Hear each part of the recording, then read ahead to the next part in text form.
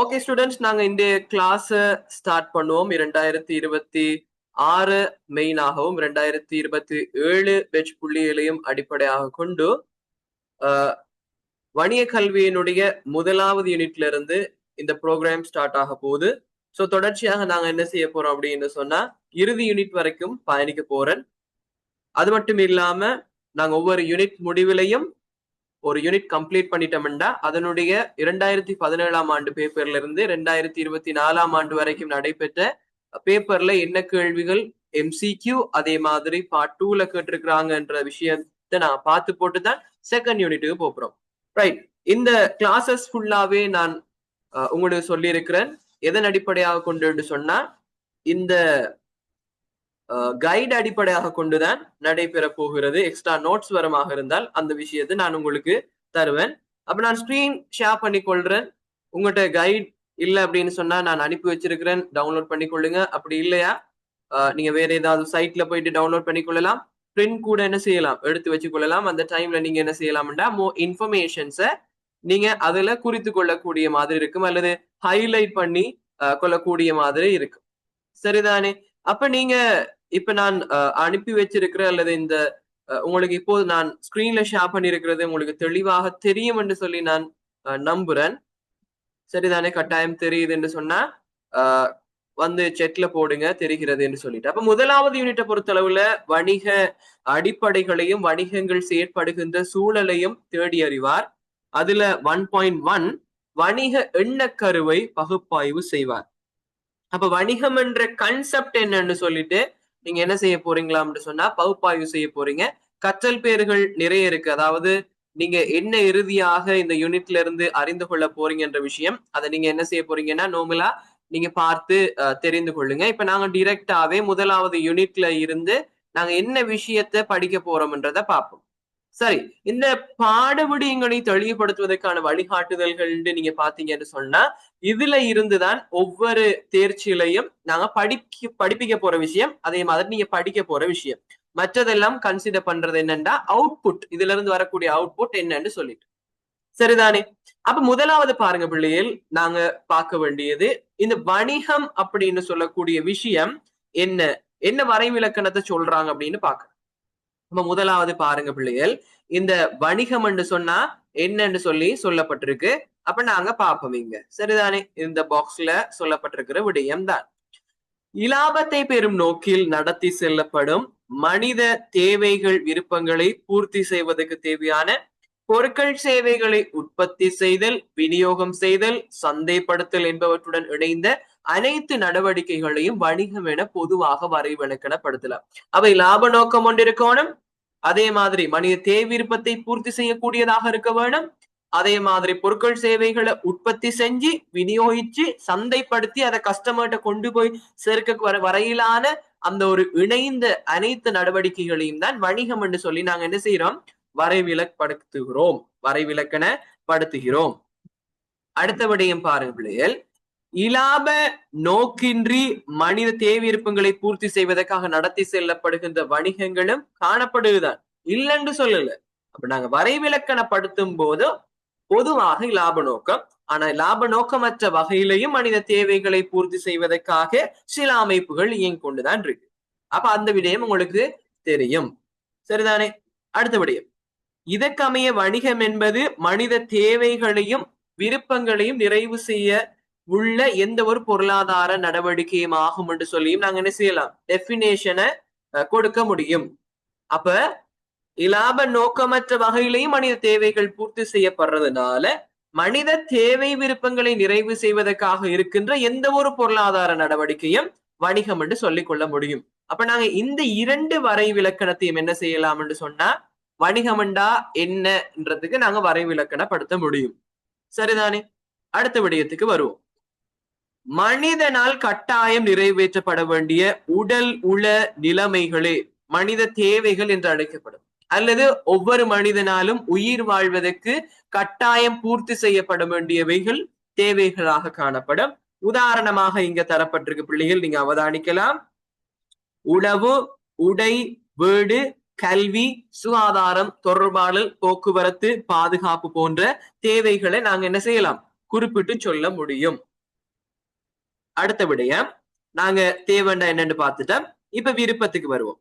மனித தேவைகளை பூர்த்தி செய்து கொள்ளும் பல்வேறு முறைகள் அல்லது பல்வேறு வழிமுறைகள் விருப்பங்கள் என்று சொல்லுவோம். ஒரு தேவை ஒன்று இருக்கு.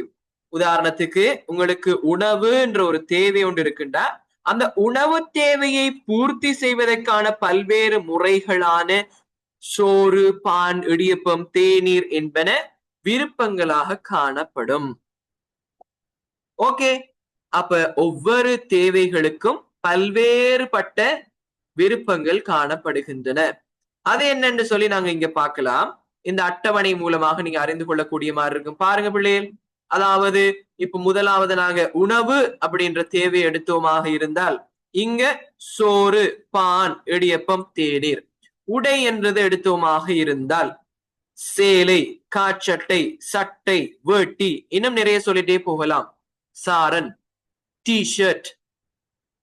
சரிதானே? அடுத்தது பாருங்க வீடு. வீடுன்றது எடுத்தீங்கன்னா மாடி வீடு, அதே மாதிரி ஹாஸ்டல், விடுதி, குடிசை வீடு, உத்தியோகபூர்வ இல்லங்கள், அதே மாதிரி தொடர் மாடி வீடு. ரைட், இப்படி இருக்கும். கல்வி எடுத்தீங்கன்னா பாடசாலை கல்வியா இருக்கலாம், பிரிவினா கல்வியா இருக்கலாம், சிங்களவர்களுடைய தனியார் பாடசாலைகளாக இருக்கலாம். பாடவிதானம், நூல்கள் எல்லாமே கல்வி என்ற விருப்பத்துக்குள்ள வரும். கல்வி என்ற தேவைக்குரிய விருப்பங்களுக்குள்ள வரும். சுகாதாரத்தை எடுத்தீங்கன்னா அரச வைத்தியசாலை, தனியார் வைத்தியசாலை, மருந்து வகை, அதே மாதிரி வைத்திய பரிசோதனைகள், அதே மாதிரி மருந்தகங்கள், பார்மசி, இதெல்லாம் வரும். தொடர்பாடல் தேவைங்கக்குள்ள தொலைபேசி, தொலைநகல், மின்னஞ்சல், வலையமைப்பு வசதி, ரைட், இப்படியான வசதிகள், தொடர்புகளை ஏற்படுத்தக்கூடிய வசதிகள் காணப்படுகின்றன. இவைகள் எல்லாம் தொடர்பாடலுக்குள்ளையும். பாதுகாப்பு அப்படிங்கிறது போலீஸ் படை, ராணுவ படை பாதுகாப்பு, அதே மாதிரி உங்களுடைய தொழில் ஒரு பாதுகாப்பாக காணப்படும். தனியார் துறையில் பாதுகாப்பு சேவை வழங்கப்படுகிறது. அதே மாதிரி பெற்றோர்கள் உங்களுடைய பாதுகாப்பாக இருப்பாங்க. அதே மாதிரி உங்களுடைய பாதுகாவலர்கள் கூட உங்களுக்கு பாதுகாப்பாக காணப்படுவார்கள். இவ்வாறுதான் நாங்க தேவையையும் விருப்பத்தையும் நாங்க அறிந்து கொள்கிறோம் உதாரணங்கள் ஊடாக. இது உங்களுக்கு விளங்கி இருக்கும் என்று சொல்லி நினைக்கிறேன் பிள்ளைகள். அடுத்தது பாருங்க, வாழ்வதற்காக கட்டாயமாக நிறைவு செய்யப்பட வேண்டியது, சகலருக்கும் பொருத்தமானது, வரையறைக்குட்பட்டது என்பன தேவைகளுக்கான பண்புகள் ஆகும். அப்ப வாழ்றதுக்கு கட்டாயம் தேவையாக காணப்படும், கட்டாயம் நாங்க நிறைவு செய்தே ஆக வேணும், அதுதான் தேவை. அதே மாதிரி சகலருக்கும் பொதுவானது, உணவுண்டா எனக்கும் தேவை, உங்களுக்கும் தேவை, எல்லாருக்குமே தேவைதான். அதே மாதிரி வரையறைக்குட்பட்டதாக காணப்படும். ஏன்னா இப்ப உதாரணத்துக்கு ஒரு சில தேவைகள் தான் காணப்படும், அதுக்காக காணப்படுகின்ற விருப்பங்கள் பல்வேறுபட்டவையாக காணப்படும். அப்ப விருப்பங்களோடு ஒப்பிடக்குள்ள இந்த தேவைங்கிறது வரையறைக்குட்பட்டதாக காணப்படும். இது தேவைகளுக்கான பண்பாக காணப்படும் என்று சொல்றாங்க. சரிதானே? அடுத்தது பார்ப்போம். வரையறுக்கப்படாமை. எஸ், வரையறுக்கப்படல, நிறைய இருக்கு. அதே மாதிரி நபர்களுக்கு இடையே பல்வேறு வகைப்பட்டதாக காணப்படும். எஸ், எனக்கும் உணவு தேவை, உங்களுக்கும் உணவு தேவையா இருந்தாலும் உங்களுக்கான விருப்பம் வேறுதானே, எனக்கான விருப்பம் வேறுதானே. அப்ப அந்த விருப்பங்கள் பல்வேறுபட்டவைகளாக காணப்படும். உணவுன்றது எனக்கு பிட்டு பிடிக்கும்டா உங்களுக்கு இடியப்பம் பிடிக்கலாம், எனக்கு பராட்டா பிடிக்கும்டா உங்களுக்கு வேற என்ன இடியப்பம் பிடிக்கலாம். இப்படி மாறி மாறி பல்வேறுபட்டவையாக நபர்களுக்கு நபர் வேறுபடக்கூடியதாக இந்த விருப்பங்கள் காணப்படும். வணிகர்களால உருவாக்கப்படக்கூடியதாக இருக்கும், தனிநபருக்குரியதாக இருக்கும். எப்படி சொல்றாங்கன்னா வணிகர்களினால உருவாக்கப்படக்கூடியதுன்னா விளம்பரங்களூடாக என்ன செய்யலாம், தேவைகளை உருவாக்க முடியாது. அதுவே என்ன செய்யலாம், விருப்பமாக இருந்தால் அதை தோற்றுவிக்க முடியும். சரிதானே? இப்போ உதாரணத்துக்கு உங்களுக்கு பற்பசை ஒன்று தேவையாக இருக்கு. அப்ப பற்பசையில எது வாங்குறேன்னு உங்களுக்கு தெரியாது, விளம்பரம் ஒன்று சொல்லப்படுது, டிவியில பாக்குறீங்க, ரேடியோல கேக்குறீங்க, அதே மாதிரி வெளியில போகும்போது போஸ்டர்ஸ், பெரிய பெரிய அட்வர்டைசிங் போர்ட்ல எல்லாம் பாக்குறீங்க, சிக்னல் உண்டு. அப்ப உங்களுக்கு அந்த இடத்துல உங்களுக்கு விருப்பம் தூண்டப்படுவது, சரி எங்களை இனாமல பலப்படுத்தும், சோ அது மட்டும் இல்லாம நல்ல வாசனையை தரும், சிக்னலை வாங்குவோம். ரைட், இப்படி நாங்க விருப்பங்களை என்ன செய்யலாம், தோற்றுவித்துக் கொள்ளக்கூடிய மாதிரி இருக்கும். தனிநபருக்குரியதாக இருக்கும், ஒவ்வொருவருக்கும் தனிப்பட்ட நபருக்குரியதாக காணப்படும். உணவுண்டா எல்லாருக்கும் பொதுவாக இருக்கும், ஆனா விருப்பம்ங்கிறது அப்படி பொதுவாக காணப்படாது. சரிதானே? அதை வச்சுக்கொண்டுதான் இந்த டேபிள தயாரிச்சு இருக்கிறாங்க. எந்த டேபிள்ல? இந்த நீங்க பார்க்கக்கூடிய மாதிரி விசிபிளா இருக்கிற இந்த டேபிள தயாரிச்சிருக்கிறாங்க. இதை நீங்க என்ன செய்யுங்க பார்த்து கொண்டீங்கன்னா இப்ப நான் சொன்ன விஷயங்கள் ஷார்ட் அண்ட் ஸ்வீட்டா இருக்கும். ஓகே, இப்ப நாங்க அடுத்த விடயத்துக்கு வருவோம். மனித தேவைகள் விருப்பங்களை பூர்த்தி செய்வதற்காக சந்தைக்கு முன்வைக்கப்படும் எந்த ஒன்றும் உற்பத்தி. அப்ப மனிதனுடைய தேவையும் விருப்பத்தையும் பூர்த்தி செய்யறதுக்காக சந்தையில முன்வைக்கின்ற எதுவாக இருந்தாலும் அது என்னன்னு சொல்றாங்களாம், உற்பத்தி என்று சொல்றாங்களாம். அப்ப நோட் திஸ் பாயிண்ட், உற்பத்தி என்று சொன்னா மனித தேவை விருப்பத்தை பூர்த்தி செய்யறதுக்காக சந்தைக்கு முன்வைக்கிற எந்த ஒரு விஷயமாக இருந்தாலும் அது உற்பத்தி. உற்பத்தியினை பிரதானமாக பொருட்கள் சேவைகள் என இரண்டாக வகைப்படுத்த முடியும். உற்பத்திகள்ங்கிறது பொருளையும் சேவையையும் உள்ளடக்கியதாக காணப்படும் என்று சொல்றாங்க. அடுத்தது பாருங்க பிள்ளைகள், பொருட்கள் சேவைகளுக்கு இடையில சில வேறுபாடுகள் காணப்படுதாம். அதை இந்த அட்டவணை மூலமாக உங்களுக்கு தெளிவுபடுத்த இருப்பதாக சொல்றாங்க. அப்ப பாருங்க, பொருட்கள் எப்படி இருக்கும் அதனுடைய பண்பு என்ன, சேவைகள் எப்படி இருக்கும் அதனுடைய பண்பு என்ன. முதலாவது பாருங்க, பௌதீக நிலைப்புத்தன்மை கொண்டது, அதாவது தொட்டுணரக்கூடியதாக காணப்படுறதுங்கிறது அதனுடைய முதலாவது பண்பு. எதனுடையது? பொருளினுடைய முதலாவது பண்பு. அப்ப நான் தொட்டு பார்க்கலாமா? எஸ். சேவைங்கிறத நாங்க பௌதீகமாக தொட்டு பார்க்க முடியாது, அப்ப தொட்டுணர முடியாது. அடுத்தது பாருங்க, பொருட்களை நாங்க என்ன செய்யலாம்? ஸ்டோர் பண்ணி யூஸ் பண்ணலாம், களஞ்சியப்படுத்த முடியும். ஆனா களஞ்சியப்படுத்த முடியாது சேவையை. ஏன்? நீங்க போனாதான் அந்த சேவையை பெற்றுக்கொள்ளலாம். அதே மாதிரி ஓரினத்தன்மை கொண்டவையாக இந்த பொருட்கள் காணப்படும். எப்படி? நீங்க சன்ஸ்லிக் பொட்டில் ஒன்று வாங்குறீங்கன்னா சரியா, ஒரு 2 சன்ஸ்லிக் பொட்டில் எடுத்தீங்கன்னா 2 சன்ஸ்லிக் பொட்டிலுமே எப்படி காணப்படும் பிள்ளைகள்? ஒண்டாதான் காணப்படும். அது வெரைட்டி அடிப்படையில வேறுபடலாமே தவிர மற்றபடி ப்ராடக்ட் ஒன்றுதான். ஆனா இந்த சேவைங்கிறது சலூன் கடைக்கு எடுத்து போனீங்கன்னா ஒவ்வொருத்தர் ஒவ்வொரு மாதிரி வெட்டுவார். அப்ப வழங்குவதற்கு ஏற்ப சேவைகள் வேறுபடும். அதே மாதிரி இந்த பொருளை என்ன செய்யலாம்டா பிள்ளைகள்? வழங்குவரிடமிருந்து பிரிக்கக்கூடியதாக இருக்கும். ஏன்? உற்பத்தி ஒரு இடத்துல நடக்குது, விநியோகம் ஒரு இடத்துல நடக்குது, உங்களுக்கு வந்து சேர்றது இன்னும் ஒரு விதத்துல நடக்குது. ஆனா இந்த சேவைகள் அப்படி இல்லை பிள்ளைகள், டிரெக்டா நீங்க அந்த நபர்கிட்ட போனா மாத்திரம்தான் பெற்றுக்கொள்ளலாம். அப்படித்தானே? இப்ப சலூனுக்கு போனாதான் முடி வெட்டலாம், அது வந்து சேராது அந்த சேவை. புரியுதா? அப்ப இதுதான் இந்த பொருட்களுக்கும் சேவைகளுக்கும் இடையிலான வித்தியாசமாக காணப்படும் பிள்ளைகள். ஓகேவா? சரி, அடுத்த விடயத்துக்கு வருவோம். உற்பத்தியின் மூலம் மனித தேவைகள் விருப்பங்கள் நிறைவு செய்யப்படுகிறது. அப்ப இதுவும் ஒரு முக்கியமான ஒரு பாயிண்ட் தான் பிள்ளைகள். இந்த பொருட்கள் சேவைகள்னு சொல்லப்படக்கூடிய இந்த உற்பத்திகள் மூலமாக மனிதனுடைய தேவைகள் விருப்பங்கள் நிறைவு செய்யப்படுதான் பிள்ளைகள். ரைட்? இது ஒரு மிக முக்கியமான விடயம். கேள்வி பேப்பர்ல பார்ட் 1ல பொதுவா கேட்கப்படலாம், அல்லது பார்ட் 1ல அந்த இடைவெளி நிரப்புற இடங்கள்ல அதிகமாக இந்த கேள்விகள் வரலாம். அதுக்கு நீங்க தயாரா இருக்க வேணும். அடுத்தது பாருங்க, கொள்வனவாளரும் விற்பனையாளரும் சந்திக்கின்ற அல்லது தொடர்பு படுகின்ற எந்த ஒரு நிலைமையும் சந்தை. அப்ப நாங்க ஒரு பொருள் ஒன்று வச்சிருக்கிறோம், அதை நாங்க மனித தேவை விருப்பத்தை நிறைவேற்றதுக்காக கொண்டு போயிட்டு விற்பனை செய்ய போறோம் என்று சொன்னா அந்த விற்பனை செய்கிற இடத்துல கொள்வனவாளரும் தொடர்பு படுறாரு. அப்ப இவங்க 2 பேருக்கும் இடையில ஒரு தொடர்பொண்டு இடம்பெறுகின்ற இடம் எதுங்கன்னு சொன்னா சந்தையாக காணப்படுமா பிள்ளைகள்? சரிதானே? அடுத்தது பாருங்க, இந்த மனித தேவைகள் விருப்பங்களை பூர்த்தி செய்வதற்காக சந்தையினூடாக இந்த பொருட்களும் சேவைகளும் வழங்கப்படுது. அப்ப இந்த சந்தையினூடாக பொருட்கள் சேவைகள் வழங்கப்படுகிறது எதற்காக? மனித தேவையும் விருப்பத்தையும் பூர்த்தி செய்வதற்காக. இதெல்லாம் இடைவெளி நிரப்புறதுக்கு அநேகமாக கேட்டு வரக்கூடிய கேள்விகளாக காணப்படும். அப்ப நாங்க எல்லர்ட்டா இருக்கணும்.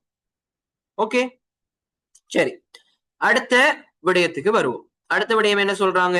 வணிகங்களின் பின்வரும் பண்புகள் காணப்படுதான். அப்ப வணிகங்கள்டா இந்த பண்புகள் இருந்தா தான் அது வணிகம், இல்லாட்டி அது வணிகம் இல்லை. அப்ப பார்ட் 1ல என்ன கேட்பாங்கண்டா பிள்ளைகள்? உங்களுக்கு ஒரு கேள்வி ஒன்று தருவாங்க, இதுல வணிகத்துக்குரிய பண்புகள் என்னன்னு கேட்பாங்க. டிரெக்டா கேட்கறது இல்ல, ஒரு கேஸ் ஸ்டடிஸ் ஒன்று தருவாங்க. அந்த கேஸ் ஸ்டடிஸ தந்து போட்டு என்ன செய்வாங்கன்னு சொன்னா நீங்க கண்டுபிடிங்க இதுல எத்தனை இருக்கு, வணிகத்துக்குரிய பண்புகள் எத்தனை இருக்கு, அல்லது இது ஒரு வணிகமான்னு சொல்லிட்டு சில பண்புகளை தந்து போட்டு கேட்பாங்க. அப்ப இதுல இருக்கக்கூடிய பண்புகள் எல்லாமே இருக்கின்ற பட்சத்துலதான் அது ஒரு வணிகமாக காணப்படும். அப்ப நாங்க இத தெளிவாக அறிந்து வச்சுக்கொள்ள வேணும். சரிதானே? ஓகே. அப்ப முதலாவது இதை பாருங்க. மனிதன் தேவைகளையும் விருப்பங்களையும் பூர்த்தி செய்வதற்காக வணிகத்தினுடைய ஊடாக பொருட்கள் சேவைகள் வழங்கப்படுது. இப்படி வழங்கப்படுற நேரத்துல வணிகம் ஒன்று எடுத்தோம்னா முதல்ல அந்த வணிகத்துல விற்பனை அல்லது பரிமாற்றம் என்கின்ற ஒரு விடயம் இடம்பெற்றிருத்தல் வேண்டும். விற்பனை அல்லது பரிமாற்றம் ஒன்று நடந்திருக்கும். அப்ப அது என்னன்னு சொல்லிட்டு நாங்க கீழே பார்ப்போம். அதே மாதிரி பொருட்கள் சேவைகளின் கொடுக்கல் வாங்கல்கள் இடம்பெறணும். அப்ப பொருட்கள் சேவைகள் அங்க கொடுக்கல் வாங்கல் செய்யப்பட்டிருத்தல் வேண்டும். அடுத்தது தொடர்ச்சியாக கொடுக்கல் வாங்கல்கள் இடம்பெறணும். அப்ப ஒரு தரம் நடந்துட்டு முடிஞ்சதுன்னா அது வணிகமாக கருதப்படாது. அப்ப என்ன நடக்கணும்? நீங்க செய்கின்ற அந்த வணிக நடவடிக்கையானது தொடர்ச்சியானதா இருக்கணும். அடுத்தது லாபத்தினால் ஊக்குவிக்கப்படணும். ஒரு பிசினஸ் ஒன்று செய்றீங்க, அவரு லாபத்தினால ஊக்குவித்தா தான் என்ன செய்வாரு? தொடர்ச்சியாக கொண்டு போவார். நட்டம் அடைஞ்சிட்டுனா மூடிட்டு போயிடுவார். அப்ப வணிகம் ஒன்று தொடர்ச்சியாக இயங்கணும்டா லாபத்தால ஊக்குவிக்கப்பட்டிருக்க வேணும். அது மட்டும் இல்லாம பிள்ளைகள், ஒரு வணிகத்தை எடுத்தோம்டா லாபம் இல்லாத பட்சத்துல நட்ட இடர் ஒன்று காணப்படும். அப்ப எந்த ஒரு வணிகமா இருந்தாலும் எல்லாத்திலையும் லாபம் இருக்குமாக இருந்தால் அதை நாங்க வணிகமாக கொள்ள முடியாது. அங்க ஒரு நட்ட இடர்பாடு ஒன்று இருக்கணும். நட்டம் அடைகிறதுன்னு மட்டும் இல்ல, நட்டம் அடையக்கூடிய சாத்தியமும் இருக்கணும். ஆனா அந்த சாத்தியத்தை வென்று வெற்றி பெறுறதுதான் வணிகத்தினுடைய நோக்கமாக இருக்கும். ரைட்? அது மாத்திரம் இல்லாம நாங்க விருப்பத்தினுடைய பண்பை பார்த்திருக்கோம். வணிகர்களால உருவாக்கப்படக்கூடியதாக இருக்கும். அப்ப இந்த வணிகங்கள் விருப்பங்களை தோற்றுவிக்க கூடியதாக இருக்க வேண்டும் பிள்ளைகள். அதே மாதிரி பொருளாதார கருமம் ஒன்றாகவும் இருக்க வேண்டும். இது ஒரு பொருளாதார செயற்பாடு நடவடிக்கையாக இருக்க வேண்டும்னு சொல்றாங்க. இது என்னென்னு சொல்லிட்டு நாங்க விரிவாக பார்க்க வேண்டும். அப்பதான் நாங்க கிளியரா ஆன்சரை அணுகி, அதாவது கேள்வி அணுகி ஆன்சரை எடுக்கக்கூடிய மாதிரி இருக்கும். சரி, இங்க பார்ப்போம். விற்பனை அல்லது பரிமாற்றம் இடம்பெறுறது. அப்ப நாங்க முதலாவது அந்த பகுதியை ஹைலைட் பண்ணி கொள்வோம். முதலாவது, வணிக நடவடிக்கைகள் அனைத்தும் பொருட்கள் சேவைகளின் பண ரீதியான பெறுமதியின் அடிப்படையில் விற்பனை அல்லது பரிமாற்றம் இடம்பெறும். பொருட்கள் சேவைகளை விலையின் அடிப்படையில் கொள்வனவு செய்தலும் விற்பனை செய்தலும் இடம்பெறுவதானது வணிகங்களின் அத்தியாவசியமான காரணி ஒன்றாகும். அவ்வாறான விற்பனை அல்லது பரிமாற்றம் இல்லாத போது வணிக நடவடிக்கைகள் இடம்பெறாது. உதாரணம், வீடொன்றில் குடும்பத்திற்காக உணவு தயாரித்தல் வணிகம் ஒன்றாக கருதப்படுவதில்லை. ஏன் கருதுறல்ல? அங்க ஒரு பரிமாற்றம் நடக்குது தானே, நீங்க சமைச்சு கொடுக்குறீங்க தானே. ஆனா அங்க என்ன நடக்கல? பணப்பெருமதியால ஒரு விஷயம் ஒண்ணு நடக்கல. உங்க அம்மா உங்களுக்கு சமைச்சு தராங்க, உங்களோட உம்மா உங்களுக்கு சமைச்சு தராங்கன்னா நீங்க அதுக்கு காசு கொடுக்குறீங்களா? இல்ல, பே பண்ண மாட்டீங்க. அப்ப அது பரிமாற்றமாக இருந்தாலும் அங்க ஒரு காசுன்ற ஒரு அடிப்படையில நடக்கல, பணப்பெருமதியில நடக்கல. அப்ப அங்க ஒரு விற்பனை நடக்கல, அது ஒரு நார்மலான ஒரு பரிமாற்றமாகத்தான் நடக்குது. அப்ப அது ஒரு வணிகமாக நாங்க கூற இயலாது. அப்ப எதை நாங்க வணிகம் என்று சொல்லுவோம்டா பிள்ளைகள் பாருங்க. குறிப்பிட்ட விலையில் ஏனையோருக்கு விற்பனை செய்வதற்காக, ரைட், குறிப்பிட்ட விலையில் ஏனையோருக்கு விற்பனை செய்வதற்காக உணவு தயாரித்தல் விற்பனை செய்தல் என்பன வணிகமாக கருதப்படும். அப்ப ஏனையோருக்காக விற்பனை செய்யற நோக்கத்துல உணவை தயாரிச்சு நீங்க விற்பனை செய்வீங்களா இருந்தால் அதுதான் வணிகமே தவிர உங்களோட குடும்பத்துல இருக்கிற அங்கத்தவருக்காக சமைச்சு பரிமாறுறது வணிகமாக கொள்ள முடியாது. இரண்டாவதுக்கு வருவோம். பொருட்கள் சேவைகளோடு கொடுக்கல் வாங்கல்கள் இடம்பெறும்.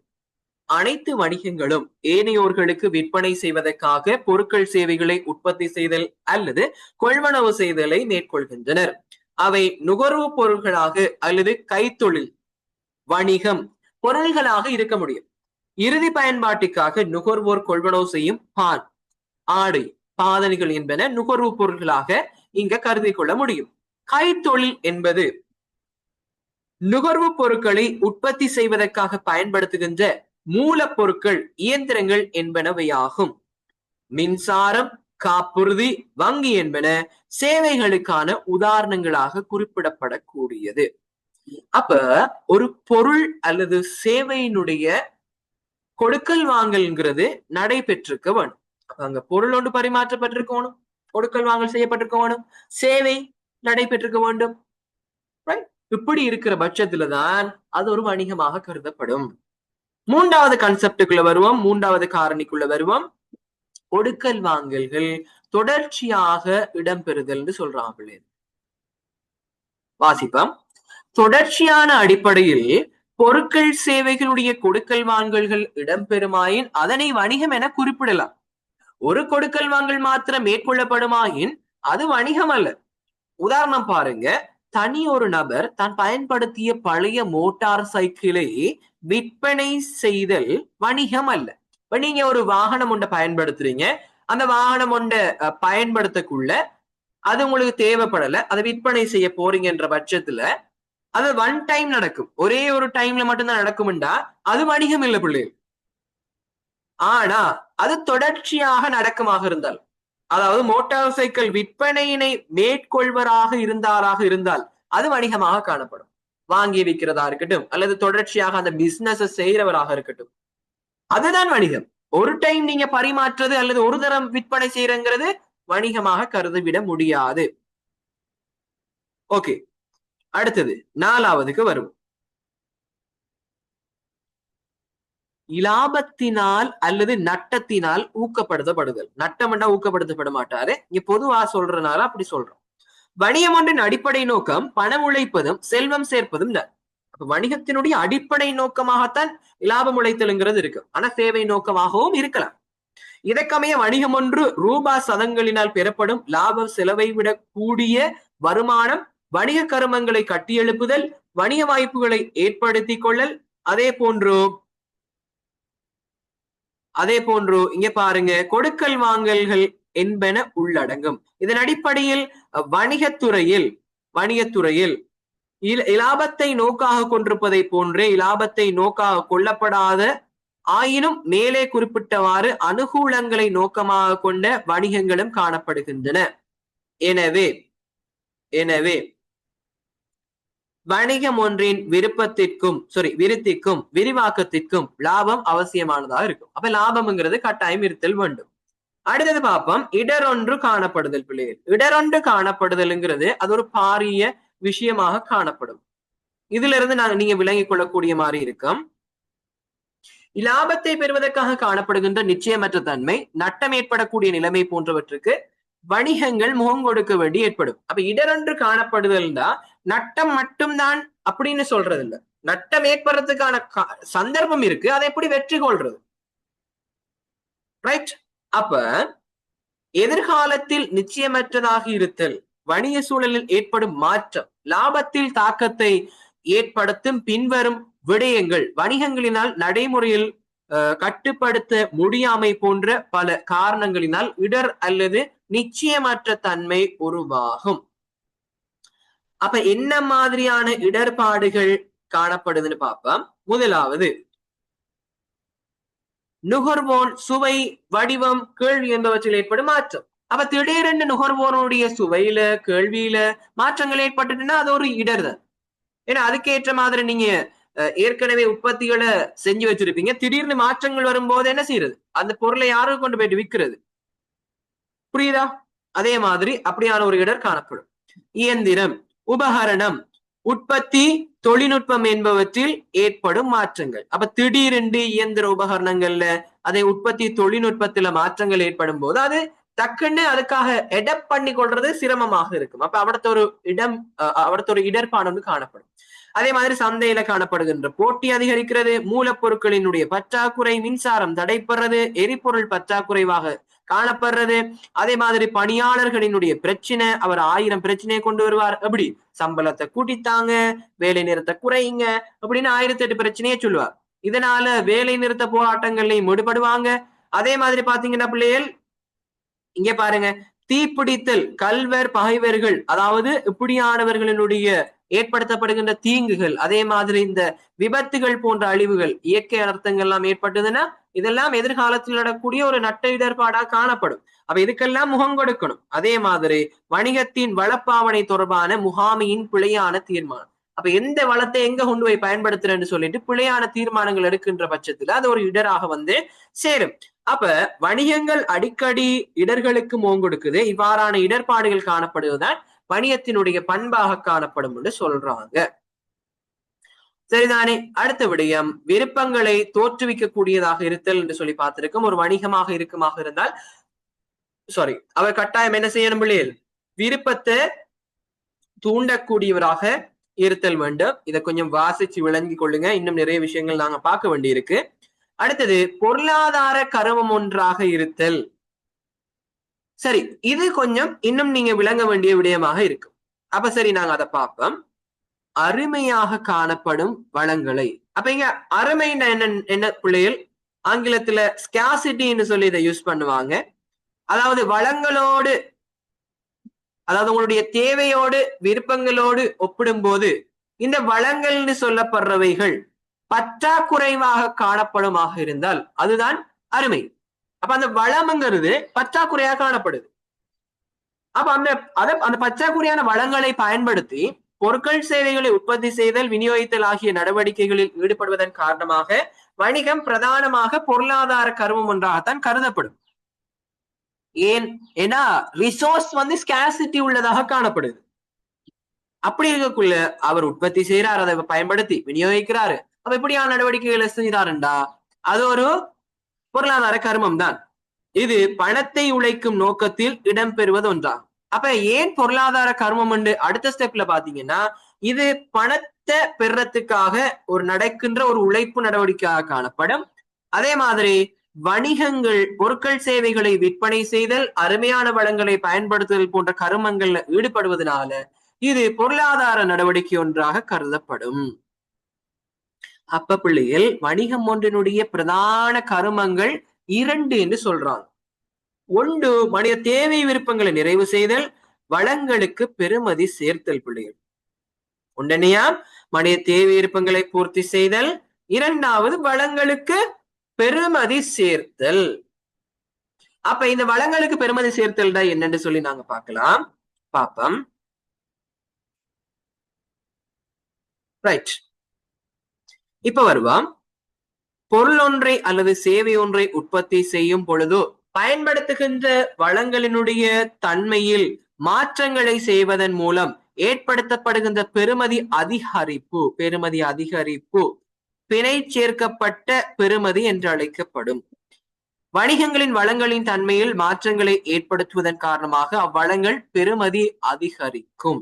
இவ்வாறு வளங்களுக்கு பெறுமதியினை சேர்த்தல் வணிகம் ஒன்றில் இடம்பெறும் முக்கிய கரிமம் ஒன்றாகும். அப்படி பிள்ளைகள் உதாரணத்துக்கு துணி இருக்கு, துணியை வச்சுக்கொண்டு ஆடையாக நீங்க உருமாற்றி என்ன செய்யறீங்க? பெருமதி சேர்க்கிறீங்க. எப்படி? இப்ப நீங்க துணியை 1000 ரூபாய்க்கு வாங்குறீங்கன்னா அத தயாரிச்சு ஒரு ஆடையாக மாற்றீங்கன்னா அதை ஒரு 5000 ரூபாய்க்கு விற்பனை செய்யலாம். அப்ப பெருமதி ஒன்று 4000 ஹெட் ஆகுது. அதே மாதிரி மாவு கொள்வனவு செய்றீங்க, 1 கிலோ மாவு 250 ரூபான்னு வச்சுக்கொள்ளுங்க. அதுல நீங்க நிறைய பராட்டாஸ் போடலாம். அப்ப அதுல நீங்க 250 ரூபாய்க்கு வாங்கினதுல ஒரு 2000 ரூபாய்க்கு என்ன செய்யலாம்? பராட்டாவை உற்பத்தி செய்யக்கூடிய மாதிரி இருக்கும். சரிதானே? அப்ப இப்படியான அடிப்படையில பாத்தீங்கன்னா பெருமானங்கள் அதிகரிக்கப்படக்கூடியதாக காணப்படுகிறது. சரிதானே? அப்ப இப்படியாக தான் அந்த பெருமதி சேர்க்கிறது என்றதுக்கான நாங்க சரியான ஒரு டெபினேஷனை பார்க்கக்கூடிய மாதிரி இருக்கு. ரைட், இப்ப நாங்க அடுத்த விடயத்தை அப்படியே தொடர்ச்சியா பார்த்துட்டு போவோம். சரிதானே பிள்ளைகள்? வணிகங்களுக்கு பல்வேறு நோக்கங்கள் காணப்பட முடியும் என்பவற்றுடன் அவற்றில் சிலவற்றை நாங்க பார்க்கக்கூடியதாக இருக்கு. அப்ப வணிகத்துக்கான பண்புகளை நாங்க பார்த்த மாதிரி வணிகத்துக்கு பிரதான நோக்கங்கள் மனித தேவிருப்பங்களை நிறைவு செய்தலும் வளங்களுக்கு பெருமதி சேர்த்தலும் என்ற மாதிரி இருக்கிற மாதிரி இன்னும் சில நோக்கங்கள் காணப்படுது மேலதிகமாக, அந்த பிரதான நோக்கங்களுக்கு மேலதிகமாக. அதுல ஒன்று சந்தையில நாங்க தொடர்ச்சியாக நிலைத்திருத்தல் வேண்டும், லாபத்தை உச்சப்படுத்த வேணும், அதிகரிக்க வேணும், விற்பனையை உச்சப்படுத்த வேண்டும், அப்பதான் லாபத்தை உச்சப்படுத்தலாம், சந்தை பங்கை அதிகரிப்பல் வேண்டும், அதாவது நாங்க தான் சந்தையில ஒரு ஒரு ஒரு நிறைய பகுதியை நிறைய வாடிக்கையாளர்களை பெற்றிருத்தல் வேண்டும், நுகர்வோரின் விருப்பத்தை உச்சப்படுத்த வேண்டும், அவருடைய சாட்டிஸ்பாக்சன்ல தான் ஒரு நிறுவனத்தினுடைய நீடித்த வாழ்வு தன்மை காணப்படும். குறித்து வைத்துக் கொள்ளலாம். நுகர்வோருடைய திருப்தியில தான் ஒரு நிறுவனத்தினுடைய தொடர்ச்சியான வாழ்வு தன்மை காணப்படும். அவர் சாட்டிஸ்ஃபை பண்ண முடியலைன்னா நாங்க அந்த நிறுவனம் தொடர்ச்சியாக நிலைத்திருத்தல் முடியாது.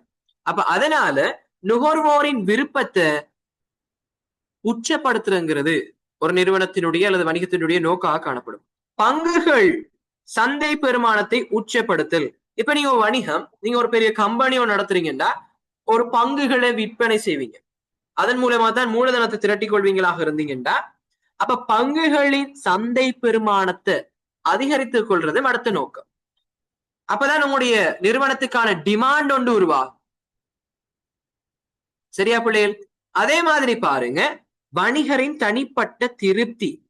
அப்ப நீங்களும் திருப்தி அடையணும், அதுவும் நோக்கம். சமூகத்தினதும் மக்களினதும் நலன். இது எப்படின்னா பிள்ளைகள், நீங்க உங்களுடைய இஷ்டத்துக்காக வணிகத்தை எல்லாம் என்ன செய்யலாது, நடத்திவிட முடியாது. மாறாக உங்களுடைய சமூக காரணிகள் சம்பந்தமாக நாங்க செல்வாக்கு செலுத்த வேண்டி இருக்கும். எப்படி? நீங்க செய்யற பிசினஸ் மக்களுக்கு எந்த வகையிலும் தீங்கு ஏற்படுத்தக்கூடியதாக இருத்தல் கூடாது. அப்ப சமூகத்துக்கு நலனை ஏற்படுத்தக்கூடிய மாதிரி தான் இருக்கும். இப்ப நாம சிகரெட் பிசினஸ்னா அது மக்களுக்கு பாதிப்பு. அதே மாதிரி ஒரு ஃபேக்டரி ஒன்று நடத்துறீங்க, அதன் மூலமாக தீய கழிவுகள் எல்லாம் வெளியேற்றீங்க, அப்ப அது சமூகத்துக்கு நீங்க செய்கின்ற ஒரு பிழையான வேலை. அப்ப சமூகத்தினது மக்களுடைய நலனை நீங்க பார்க்கணுங்கிறதும் ஒரு வணிகத்தினுடைய நோக்கமாக காணப்படும். ஊழியர்களினுடைய நலனோம்பல். சொல்லுவாங்களே, உங்களோட ஊழியர் நல்லா இருந்தா உங்களோட வணிகம் நல்லா இருக்கு, ஊழியர் மோசம்ண்டா உங்களுடைய வணிகமும் வீழ்ச்சி அடைஞ்சிடும். அதனால ஊழியர்களை நாங்க சரியான முறையில பராமரிக்கணும், அவங்களுக்கு தேவையான விஷயங்களை எல்லாம் ஏற்படுத்தி கொடுக்கணும் என்றதும் வணிகத்தினுடைய மேலதிகமான நோக்கங்களாக காணப்படுகின்றன. அதே மாதிரி நாங்க மேல இந்த பார்த்திருக்கிற 2 விஷயமும் பிரதான கருமங்கள் அல்லது பிரதான நோக்கங்களாக காணப்படும். சரியா பிள்ளைகள்? ஓகே, அடுத்த விடயத்தை பார்ப்போம்.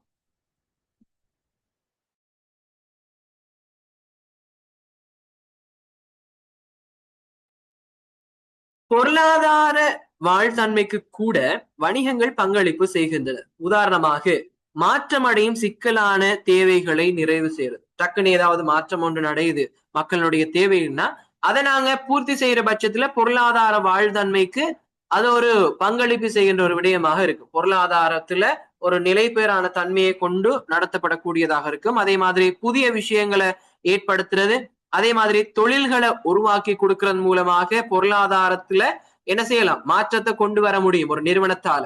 அதே மாதிரி பாத்தீங்கன்னு சொன்னா தேசிய பொருளாதார விருத்தி, அதாவது உங்களுடைய உற்பத்தி பொருட்களை அதிகரிப்பீங்களாக இருந்தால் தேசிய பொருளாதாரத்துல ஒரு அபிவிருத்தி காணப்படும். அதிக விற்பனை, அதிக மாதிரியமான ஏற்றுமதிகள் மூலமாக என்ன செய்யலாம், தேசிய பொருளாதாரத்தை அதிகரிச்சு கொள்ளலாம். அப்ப இப்படியான விடயங்களுக்கும் பொருளாதார வாழ்தன்மை என்று சொல்லுவாங்க. இந்த பொருளாதாரத்துல நீடிய வாழ்வு தன்மைக்கும் இந்த வணிகமானது பங்களிப்பு செய்து பொருளாதாரம் ஒன்று நடவடிக்கைக்காக என்ன செய்யறார், பங்களிப்பு செய்கிறார். சரியா? அது 1.2 என்கின்ற தேர்ச்சிக்குள்ள நாங்க பார்த்த விடயமாக இருக்கும் பிள்ளைகள். சரிதானே? அப்ப அது நாங்க முதலாவது தேர்ச்சி 1ல 1.1 நாங்க என்ன செஞ்சிட்டோம், பார்த்து முடித்து விட்டோம். அப்ப அடுத்ததாக பார்க்க வேண்டியது 1.2.